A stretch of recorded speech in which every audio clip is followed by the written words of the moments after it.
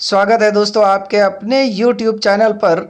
आज का important topic लिया गया है ईवीएस, जो दिसंबर 2019 में पूछा गया सीटेट का सवाल है। सभी सवालों को शुरू से अंत तक देखिएगा। हम इन सभी सवालों का क्या करेंगे, संपूर्ण विश्लेषण करेंगे। और जब आप 30 सवाल देखेंगे तो 30 सवाल तो सिर्फ आपके लिए होगा, लेकिन आपके लिए जो सवाल होंगे वो 30 के अलावे भी बहुत से ऐसे सवाल होंगे जो आने वाले सीटेट में यदि घुमा फिरा कर पूछता है तो आपके लिए फ़ायदा होगा। तो छोटा सा रिक्वेस्ट भी है, जो वीडियो को पहली बार देख रहे हैं चैनल को सब्सक्राइब करें, लाइक करें, कमेंट्स करें और अपने दोस्तों को भी शेयर करें। इसके अलावा आप डिस्क्रिप्शन लिंक में जाकर वहां पर बहुत से इंपॉर्टेंट वीडियो सब है वो भी देख सकते हैं। आपका पहला प्रश्न है, आप स्क्रीन पर देख रहे होंगे। पहला सवाल है, कोई व्यक्ति 29 नवंबर 2019 को एक एक्सप्रेस ट्रेन में गुजरात से नागरकोइल केरल जाने के लिए बैठा। यह ट्रेन सूरत से 19:45 बजे चली और 1 दिसंबर 2019 को 11:45 बजे नागरकोइल पहुंची। यदि सूरत से नागरकोइल के बीच ट्रेन मार्ग की दूरी 2120 किलोमीटर है तो इस यात्रा में ट्रेन की औसत चाल थी। देखिए, ये ट्रेन वाला जितने भी प्रीवियस ईयर 2011 से लेकर 2021 जनवरी तक का पूछा हुआ ट्रेन वाला सवाल है। हम एक वीडियो स्पेशल बनाए हुए हैं, उस वीडियो का लिंक दे देंगे, आप वहां से देख सकते हैं। फिलहाल आइए इसको हम लोग बनाते हैं। तो ऐसे सवाल कह रहा है, कहाँ से खुली ट्रेन, कहाँ चली, ये नहीं देखना है। आपको देखना है कि 29 नवंबर को 19:45 में खुली, तो वो 29 नवंबर को कितना समय चला। तो 24 घंटा में 19:45 जब से खुला है उस समय को घटा देंगे, यानी 4 घंटा 15 मिनट 29 नवंबर को चला। अब 30 नवंबर को कितना चला, देखिए 30 नवंबर के बाद 31 नवंबर होता है, नहीं होता है। अब सीधे 1 दिसंबर, यानी 30 नवंबर को वो 24 घंटा पूरा चला। अब देखिए 24 घंटा पूरा चला, फिर जाके 1 दिसंबर चल रहा है। 1 दिसंबर को वो 11:45 बजे नागरकोइल चला, तो 11:45 में पहुंच गया, तो यानी 11 घंटा 45 मिनट वो 1 दिसंबर को भी चला। तो ये तीनों को जोड़ देंगे, यानी जो 29 नवंबर को चला, फिर 30 नवंबर को चला और 1 दिसंबर को चला।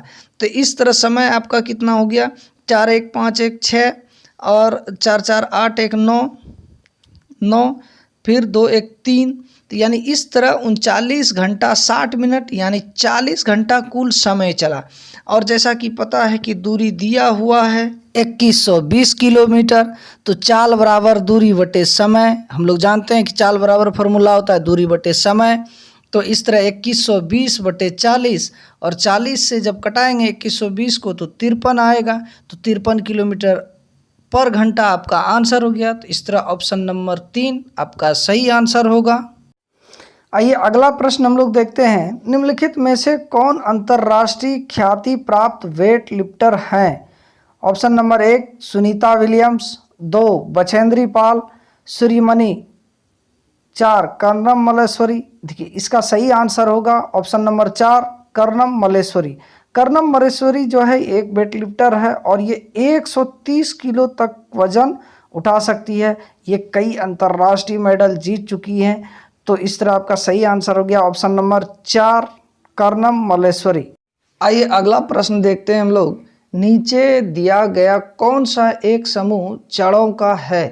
नंबर 1 चुकंदर आलू अदरक, 2 गाजर हल्दी अदरक, 3 शकरकंदी मूली हल्दी, 4 गाजर चुकंदर मूली। देखिए ऑप्शन नंबर 1 में है चुकंदर आलू अदरक। आलू जड़ नहीं है बल्कि वो तना है जो भूमिगत रहता है। दूसरा हल्दी और अदरक भी जड़ नहीं है। 3 नंबर में देख सकते हैं शकरकंदी है, हल्दी है, ये भी शकरकंदी है, सॉरी हल्दी जड़ नहीं है। तो आपका सही आंसर क्या होगा, ऑप्शन नंबर 4 गाजर चुकंदर और मूली। आइए अगला प्रश्न देखते हैं, रेगिस्तानी ओक एक पेड़ है जो पाया जाता है। देखिए ये रेगिस्तानी ओक से हर बार एक प्रश्न रहता ही है। रेगिस्तानी ओक ऑस्ट्रेलिया के रेगिस्तान में पाया जाता है। तो ऑप्शन नंबर 1 अबू धाबी में, 2 ऑस्ट्रेलिया में, 3 राजस्थान के रेगिस्तान में, 4 संयुक्त अरब अमीरात के रेगिस्तानों में। तो इसका सही आंसर है ऑप्शन नंबर 2 ऑस्ट्रेलिया में। देखिए रेगिस्तानी ओक के बारे में ये कथन है ये कहा जाता है कि रेगिस्तानी ओक जो है वो रेगिस्तान, ऑस्ट्रेलिया के रेगिस्तान में पाया जाता है और वहाँ के स्थानीय लोगों को पता होता है कि इसके तना में पानी जमा होता है। जब उसको पानी की किल्लत होती है तब उसके तना में छेद करके पाइप डाल के पानी निकाल लेता है। एक बात, दूसरी बात यह है कि इसकी जड़ें बहुत गहराई तक जाती है पानी की खोज में। तो हमेशा ऑप्शन में दे देता है कि रेगिस्तानी ओक के बारे में निम्नलिखित में से कौन से कथन सत्य हैं या असत्य हैं। तो ये अपने से लगभग 5-6 गुना लंबाई की जड़ें गहरी जाती है। दूसरा, ये ऑस्ट्रेलिया में पाया जाता है। तीसरा, इसके तना में पानी जमा होता है। तो ये सब कथन उसके बारे में सही है। अगला प्रश्न है, निफेंथिस वह पौधा जो शिकार करता है के विषय में नीचे दिए गए कथनों पर विचार कीजिए। कथन ए, यह पौधा ऑस्ट्रेलिया, इंडोनेशिया और भारत में मेघालय में पाया जाता है। बी, इसका आकार घड़े जैसा होता है और इसका मुंह एक पत्ती से ढका होता है। सी, यह केवल कीड़े मकोड़े को फंसाकर उनका शिकार करता है। डी, वह छोटे कीड़े मकोड़ों को खींचने के लिए मोहक आवाज़ निकालता है जो इसमें फंस जाते हैं और बाहर नहीं निकल पाते। देखिए, इसका आंसर आप लगाइएगा तब हम बताएंगे क्या होगा। देखिए, इसमें 2 कथन सही है, कथन ए और बी। देखिए, ये ऑस्ट्रेलिया, इंडोनेशिया और भारत के मेघालय में पाया जाता है। इसका आकार जो पत्ती होता है घड़े जैसा होता है और उसका एक ढक्कन होता है। जैसे कीड़ा मकोड़ा उसमें प्रवेश करता है तो ढक्कन बंद हो जाता है। सी, यह केवल छोटे कीड़े मकोड़ों को फंसाकर उनका शिकार कर सकता है। नहीं, ये छोटे मोटे कीड़े मकोड़ों के साथ साथ चूहे एवं मेंढकों को भी खा जाता है। यह छोटे कीड़े मकोड़ों को खींचने के लिए मोहक आवाज़ नहीं बल्कि एक गंध निकालता है। उसी गंध के वजह से कीड़े मकोड़े अट्रैक्टिव होते हैं। तो इस तरह इसका सही आंसर हो गया ऑप्शन नंबर 1, ए और बी। अगला प्रश्न है, भारत की आज़ादी से पहले महात्मा गांधी ने जिस दांडी के समुद्र तट तक अपनी प्रसिद्ध यात्रा की थी वह भारत के नीचे दिए गए किस राज्य में स्थित है। ऑप्शन 1 आंध्र प्रदेश, 2 कर्नाटक, 3 महाराष्ट्र, 4 गुजरात। इसका सही आंसर होगा ऑप्शन नंबर 4 गुजरात। देखिए, गांधी जी जब अंग्रेजों ने क्या किया, नमक बनाना आम नागरिकों के लिए, भारत के लोगों के लिए पर पाबंद लगा दिया, तो उस समय गांधी जी ने एक आंदोलन चलाया। उस आंदोलन के तहत वो खुद नमक तैयार करने के लिए दांडी पर गए। दांडी जो समुद्र के किनारे था वहाँ पर नमक भी बनाया और अंग्रेजों को दिखाया भी। इस तरह फिर इसको नमक सत्याग्रह भी कहा जाता है। अगला प्रश्न है, उच्च ज्वर यानी तेज बुखार के साथ कपकपी जिसका उपचार सिनकोना पेड़ की छाल से किया जा सकता है वह है। ऑप्शन 1 मियादी बुखार, 2 मलेरिया, 3 चिकनगुनिया, 4 डेंगू। जैसा कि ये जान रहे हैं कि ये बहुत आसान है, हम पढ़ाए भी हुए हैं। तो इसका सही आंसर है ऑप्शन नंबर 2 मलेरिया। मलेरिया की दवाई जो है सिनकोना पेड़ की छाल से बनाई जाती है जिसका नाम है कुनैन। कुनैन नामक दवाई से मलेरिया का इलाज किया जाता है और जो ये दवाई सिनकोना पेड़ की छाल से बनती है। आइए अगला प्रश्न देखते हैं हम लोग। किसी डॉक्टर का घर X पर स्थित है तथा उसका अस्पताल Y पर स्थित है। डॉक्टर के घर से अस्पताल जाने के लिए कोई सीधी सड़क नहीं है, अतः डॉक्टर पहले A पर जाते हैं जो X के ठीक पूर्व में 600 मीटर की दूरी पर है। फिर वह B पर जाते हैं जो A के ठीक दक्षिण में 450 मीटर की दूरी पर है। फिर वह C पर जाता है जो B के ठीक पश्चिम में 120 मीटर की दूरी पर है और अंत में वह Y पर अपने अस्पताल पहुंचते हैं। तो पहले देखिए, इसको हम लोग डायग्राम के रूप में पहले बनाने का कोशिश करते हैं। डायग्राम बनाएंगे तब देखेंगे कि सवाल पूछता क्या है। देखिए डायग्राम, देखिए क्या कह रहा है कि X पर उसका घर है और अस्पताल जो है उसका कहाँ पर है, Y पर है, लेकिन सीधी सड़क नहीं है। तो X से A 600 मीटर, फिर X से A किधर, पूरब। हम लोग नक्शे में यदि खड़े रहें तो उत्तर हो जाएगा ऊपर, नीचे दक्षिण, हमारे दाएं तरफ पूरब और बाएं तरफ पश्चिम। तो इस तरह क्या हुआ, X से A पूरब 600 मीटर है तो 600 खींच दिए। फिर A से दक्षिण में 450 मीटर है तो दक्षिण में हम लोग 450 मीटर चले गए। फिर कह रहा है क्या बी से वो सी पर जाता है जो कि पश्चिम में है 120 मीटर, तो 120 मीटर सी पर चलेगा। अब सी से कहता है ठीक उत्तर न 120 मीटर ऊपर है, तो 120 मीटर फिर हम लोग ऊपर चले गए। अब वहाँ उसका अस्पताल पहुंच गया वो। अब देखिए क्वेश्चन क्या कह रहा है, क्वेश्चन कह रहा है क्या अस्पताल से डॉक्टर का घर किधर है। घर से अस्पताल पूछता तो दक्षिण पूरब होता, लेकिन अस्पताल से घर किधर है उसका, तो उत्तर पश्चिम। तो इस तरह आपका सही आंसर देख लीजिए, ऑप्शन नंबर 2 में अस्पताल से क्या हो जाएगा, उत्तर पश्चिम, ऑप्शन नंबर 2। अगला प्रश्न है चेराओ नाच कहाँ के लोग करते हैं। ऑप्शन 1 झारखंड, मिजोरम, मणिपुर, मेघालय। तो चेराओ नाच आपका मिजोरम में है, तो इस तरह सही आंसर है ऑप्शन नंबर 2 मिजोरम।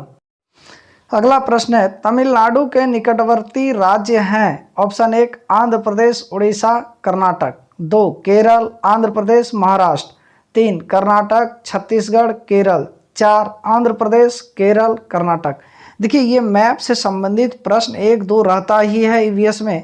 देखिएगा कभी कभी प्रश्न पूछता है कि उड़ीसा के सापेक्ष महाराष्ट्र किस दिशा में है, तो इस तरह भी है। तो ये मैप वाला संबंधित, मानचित्र वाला संबंधित प्रश्न को आप हमेशा मैप पर नज़र रखें।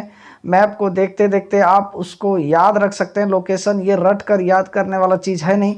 तो इस तरह आपका तमिलनाडु का निकटवर्ती राज्य है ऑप्शन नंबर 4 आंध्र प्रदेश, केरल और कर्नाटक। ये तीनों तमिलनाडु के निकटवर्ती राज्य हैं। अगला प्रश्न है एनसीएफ 2005 के अनुसार निम्नलिखित में से क्या प्राथमिक स्तर पर पर्यावरण अध्ययन शिक्षण का उद्देश्य नहीं होना चाहिए। ऑप्शन 1 विशेषतः प्राकृतिक पर्यावरण के प्रति बच्चों की जिज्ञासा एवं सृजनात्मकता को बढ़ावा देना। 2 अवलोकन, वर्गीकरण और निष्कर्ष निकालने आदि प्रक्रियाओं के माध्यम से बुनियादी संज्ञानात्मक और गत्यात्मक कौशल प्राप्त करने के लिए खोजबीन से जुड़ी हुई और हाथों से करने वाले कार्यों में बच्चों को संलग्न करना। 3 प्राकृतिक, सांस्कृतिक व सामाजिक पर्यावरण के बीच संबंधों को पहचानने व समझने में बच्चों को प्रशिक्षित करना। 4 पर्यावरणीय समझ के द्वारा बच्चों में सटीक संख्यात्मक कौशलों का विकास करना। देखिए आप एनसीएफ 2005 से संबंधित ईवीएस का जो भी वीडियो देखे होंगे, आप नहीं देखे हैं तो आप डिस्क्रिप्शन लिंक में जाइए, उसको ज़रूर देखिए, आपको वहाँ डिटेल से इसका आंसर भी बताएंगे इस टाइप का।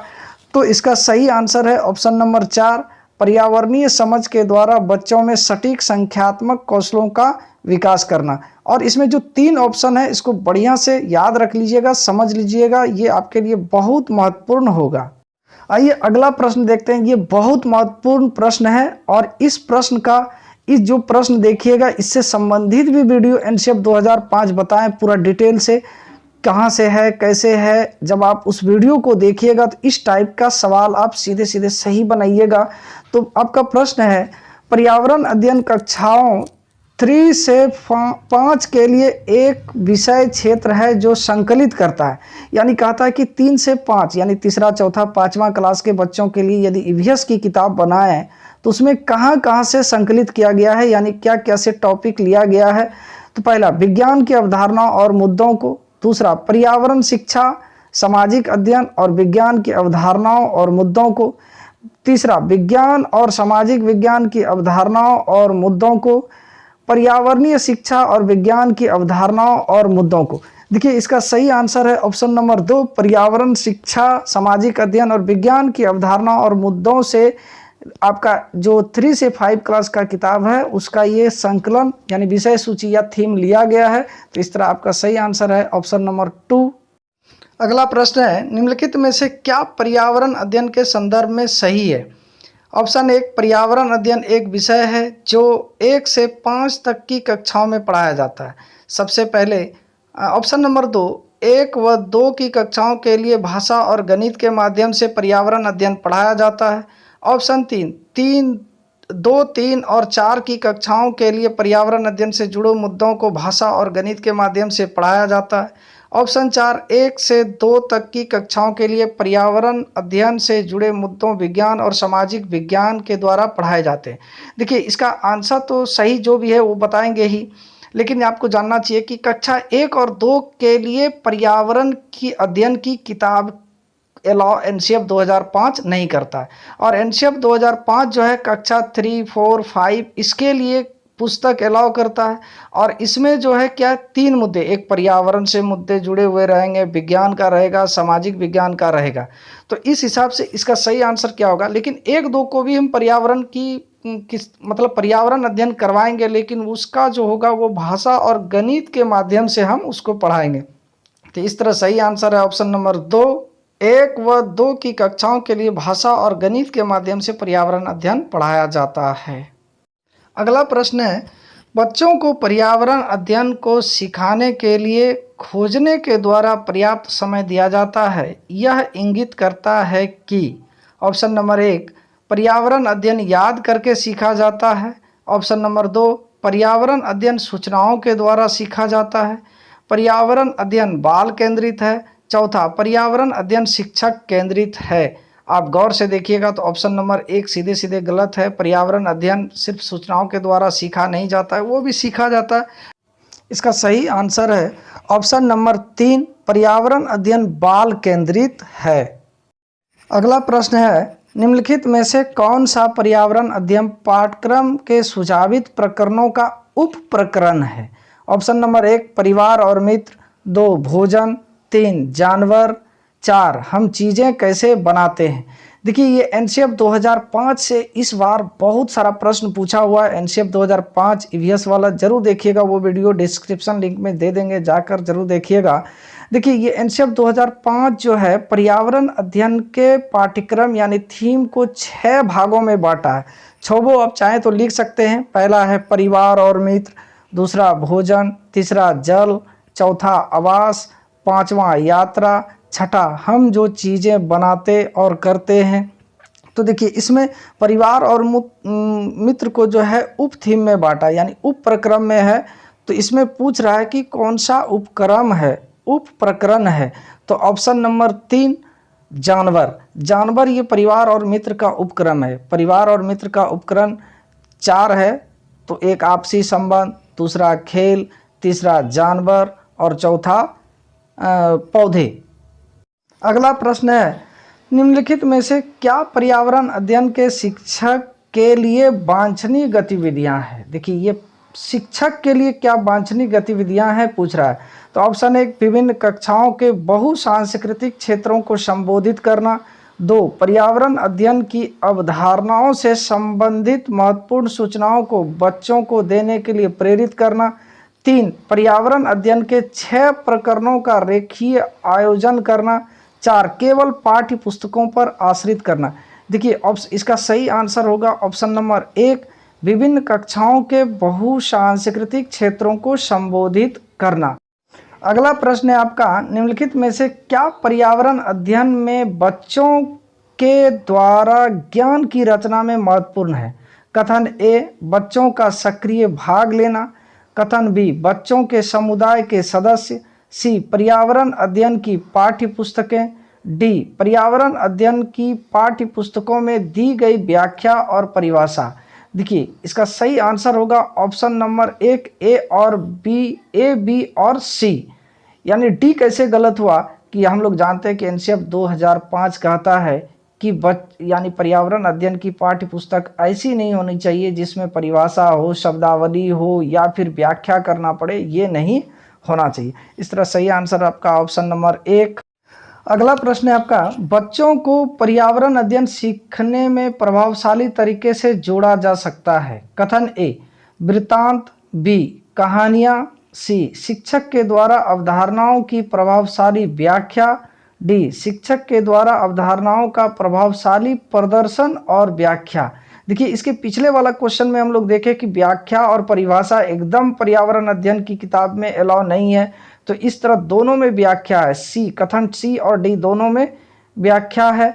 तो इस तरह देख सकते हैं कि सी डी किसमें नहीं है। एक दूसरी बात ये कि वृत्तांत यानी कहीं पर भ्रमण में गया, वहाँ का वृत्तांत कर रहा है, डिटेल कर रहा है, तो बच्चा पर्यावरण के बारे में सीख सकता है। कहानी के माध्यम से भी बच्चा सीख ही सकता है। तो यानी आपका सही आंसर है ऑप्शन नंबर 2 कथन ए और बी यानी वृत्तांत एवं कहानियाँ। अगला प्रश्न है आपका, पर्यावरण अध्ययन के शिक्षक के द्वारा बच्चों को जानवरों का अवलोकन और उसका चित्र बनाने को प्रेरित करने का उद्देश्य है। कथन ए, बच्चों में सृजनात्मकता का विकास करना। कथन बी, बच्चों में अवलोकन और रचना कौशलों का विकास करना। सी, बच्चों में सौंदर्यगत, यहाँ देखिए मिस प्रिंट हो गया है, संदर्भगत रहेगा, संदर्भगत संवेदना का विकास करना। तो देखिए ये एकदम जुड़ा हुआ है। देखिए किस तरह ये 3-4 क्वेश्चन कंटिन्यू जो लगातार हम देख रहे हैं ये उसी टॉपिक से है। तो यानी बच्चों का इसका सही आंसर क्या होगा? कथन number option number 4 A B C तीनों सही है। अगला प्रश्न है, पर्यावरण अध्ययन में शिल्प कला और चित्रकला को समूह में करके सीखने पर बल दिया जाता है क्योंकि? कथन ए, कक्षा की अनुशासनहीनता को रोकने के लिए समूह में सीखना शिक्षकों के लिए एक आसान और बहुत प्रभावशाली युक्ति है। कथन बी, समूह में सीखना सहपाठी द्वारा सीखने को प्रोत्साहित करता है। सी, समूह में सीखना कक्षा में सामाजिक अंतःक्रिया को बेहतर करता है। डी, समूह में सीखना पर्यावरण अध्ययन के पाठ्यक्रम को समय पर पूरा करने में सहायता करता है। देखिए कथन ए जो है अनुशासनहीनता रोकने के लिए शिक्षक सिखाए, ये नहीं है, यानी इसका सही आंसर है ऑप्शन नंबर 2, कथन बी और डी सही है। बी में है समूह में सीखना सहपाठी द्वारा सीखने को प्रोत्साहित करता है। सी में है समूह में सीखना कक्षा में सामाजिक अंतःक्रिया को बेहतर करता है। अगला प्रश्न है, निम्नलिखित में से क्या पर्यावरण अध्ययन को सीखने का सबसे प्रभावशाली संसाधन है? कथन ए, परिवार के सदस्य। बी, समुदाय के सदस्य। सी, समाचार पत्र। डी, कक्षा। तो इसका सही आंसर है ऑप्शन नंबर 3 ए बी और सी, यानी परिवार के सदस्य से भी आप पर्यावरण अध्ययन सीख सकते हैं, समाचार पत्र से भी सीख सकते हैं, समुदाय के सदस्य से भी सीख सकते हैं। ये एक संसाधन के रूप में देखा जाता है, कक्षा को एक संसाधन के रूप में नहीं देखा जाता है। अगला प्रश्न है, निम्नलिखित सीखने के कौन से सिद्धांत का पर्यावरण अध्ययन में अनुसरण होता है? ऑप्शन 1, वैश्विक से स्थानीय। 2, अमूर्त से मूर्त। 3, अज्ञात से ज्ञात। 4, ज्ञात से अज्ञात। देखिएगा इसमें तीनों एकदम उल्टा सिद्धांत दिया हुआ है पर्यावरण शिक्षण का। यदि इसी को उल्टा दिया जाए तो वो सही हो जाएगा। तो यानी इसका सही आंसर है ऑप्शन नंबर 4, ज्ञात से अज्ञात। और भी तरीका है जो पर्यावरण अध्ययन को हम सीख सकते हैं, मूर्त से अमूर्त की ओर, फिर स्थानिक से वैश्विक की ओर। तो यानी इसका सही आंसर है ऑप्शन नंबर 4, ज्ञात से अज्ञात की ओर। अगला प्रश्न है, निम्नलिखित में से कौन सा पर्यावरण अध्ययन में सीखने का रचनात्मक आकलन का साधन नहीं है? Option 1, portfolio. 2, क्रम निर्धारण मापनी। 3, वर्णन अभिलेख। 4, वार्षिक उपलब्धि परीक्षण। देखिए पोर्टफोलियो क्या होता है? एक जानकारी संग्रह करना, इसका अर्थ होता है जानकारी संग्रह करना। क्रम निर्धारण मापनी से भी हम पर्यावरण अध्ययन में रचनात्मक आकलन कर सकते हैं, वर्णन अभिलेख भी कर सकते हैं। वार्षिक उपलब्धि परीक्षण जो है नहीं है। इस तरह सही आंसर है ऑप्शन नंबर 4, वार्षिक उपलब्धि परीक्षण। अगला प्रश्न है, निम्नलिखित में से किसको पर्यावरण अध्ययन में बच्चों के आकलन में दूर करना चाहिए? यानी बच्चों का आकलन जब करें तो वो चीज़ नहीं करना चाहिए। ऑप्शन 1, बच्चों के उत्तरों को सही या गलत रूप में आंकना। ऑप्शन 2, कक्षा 5 के ईवीएस पाठ्य पुस्तक में प्रत्येक पाठ के अंत में दिए गए आज हमने क्या सीखा पर चर्चा। 3, आकलन के संकेतकों का उपयोग। 4, बच्चों के सीखने के गुणात्मक आकलन। देखिए इसका सही आंसर है बच्चों के उत्तरों को सही या गलत रूप में आंकना, यानी ऑप्शन नंबर 1। देखिए बाकी जो है वो आकलन सही है, लेकिन आप गलत या सही में उत्तर को अंकित नहीं कर सकते हैं। अगला प्रश्न है, एक कक्षा 5 की शिक्षक एक क्रियाकलाप का संचालन करती है जिसमें वह कक्षा के बच्चों से फर्श पर चीनी के कुछ दाने डालने को कहती है और उनको चींटियों के आने का इंतजार करने को कहती है। बच्चों को इस क्रियाकलाप से अर्थपूर्ण सीखने को मिल सकता है यदि शिक्षक। ऑप्शन 1, बच्चों को क्रियाकलाप का अवलोकन करने को प्रेरित करती है। 2, बच्चों को अपने अनुभव साझा करने को प्रेरित करती है, दोनों सही है लग रहा है। 3, बच्चों को क्रियाकलाप का अवलोकन, अनुभव साझा और उस पर चर्चा करने को प्रेरित करती है। अब ये ऑप्शन 1, 2 से भी बेटर है। 3, 4 बच्चों के क्रियाकलाप से संबंधित प्रश्नों को घर से करने को प्रेरित करती है। यानी ये कथन 4 है, बाकी तीनों सही है। 1, 2, 3 सही है, लेकिन सबसे आपको पता है कि सीटेट हमेशा बेस्ट आंसर खोजता है, तो इस तरह आपका ऑप्शन नंबर 3 सही है। जो 1 और 2 दोनों कथन उसी में है, बच्चों को क्रियाकलाप का अवलोकन, अनुभव साझा और उस पर चर्चा करने को प्रेरित करती है। अगला प्रश्न है, नीचे दी गई सूची पर विचार कीजिए। कछुआ, घड़ियाल, कौवा, बत्तख, मछली। इस सूची में निम्न में से कौन सा दूसरे से भिन्न है? अब देखिए, कछुआ, घड़ियाल, कौवा, बत्तख, मछली, तो ऑप्शन 1 मछली, 2 कौवा, 3 घड़ियाल, 4 कछुआ। तो देखिए इसमें इसका सही आंसर होगा ऑप्शन नंबर 2 कौवा, क्योंकि कौवा भिन्न है। ये जितने भी है कौवा छोड़कर सब जल में रहने वाला है, जबकि कौवा जल में रहता नहीं है।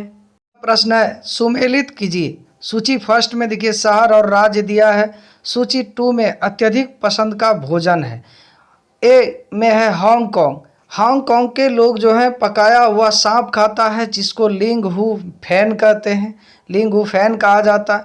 बी केरल, केरल किसी भी करी के साथ उबला टेपियोका, यानी केरल का टेपियोका। ये देखिए आपका एनसीईआरटी ईवीएस वाला जो वीडियो है उसमें आपको ये सब मिलेगा। सी कश्मीर, कश्मीर के लोग सरसों के तेल में बनी मछली खाते हैं।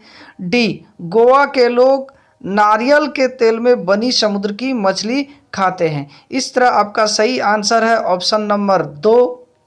आइए अगला प्रश्न हम लोग देखते हैं। अगला प्रश्न है, नीचे दिए गए पक्षियों की कौन सी प्रजाति झटके से अपनी गर्दन आगे पीछे करती है?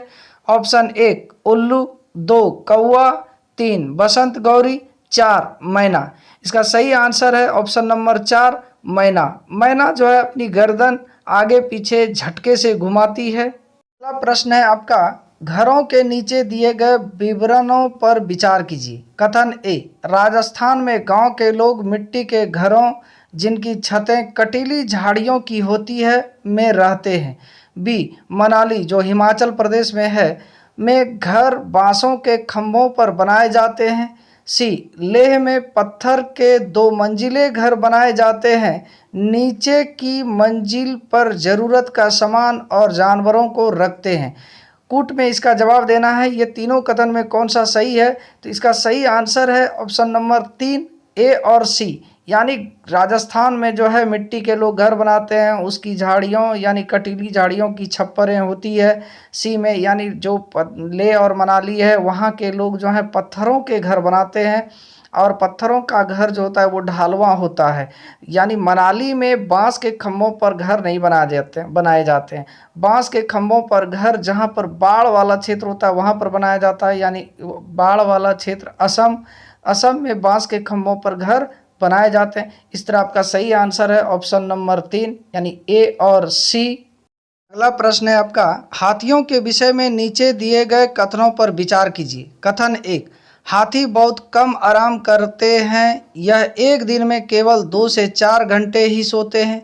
कथन 2, एक बड़ा हाथी एक दिन में 200 किलोग्राम से अधिक पत्तियां और झाड़ियां खा लेता है। 3, इन्हें पानी और कीचड़ में खेलना बहुत भाता है, इससे इनके शरीर को ठंडक मिलती है। 4, किसी हाथियों के झुंड में सबसे बुजुर्ग हथिनी ही सभी फैसले लेती है। देखिए ये तीनों कथन सही है सिवाय 2 के, यानी 2 में जो है एक बड़ा हाथी एक दिन में 100 किलोग्राम से अधिक पत्तियां और झाड़ियां खाती है, 200 किलोग्राम नहीं खाती है। यानी आपका कथन जो है 1, 3 और 4 सही है, यानी इस तरह आपका आंसर होगा ऑप्शन नंबर 3, कथन नंबर 3, 4 और 1। तो ये था आज का बहुत इम्पोर्टेंट वीडियो जो आने वाले सीटेट में आपके लिए बहुत उपयोगी होगा। उम्मीद करते हैं वीडियो को शुरू से अंत तक देखने के बाद इस 30 प्रश्नों के अलावा भी आपको आने वाले एक्स्ट्रा प्रश्नों में भी आपके लिए बहुत उपयोगी होगा। तो वीडियो को देखने के लिए बहुत बहुत धन्यवाद। मिलते हैं अगले वीडियो में, तब तक के लिए जय हिंद।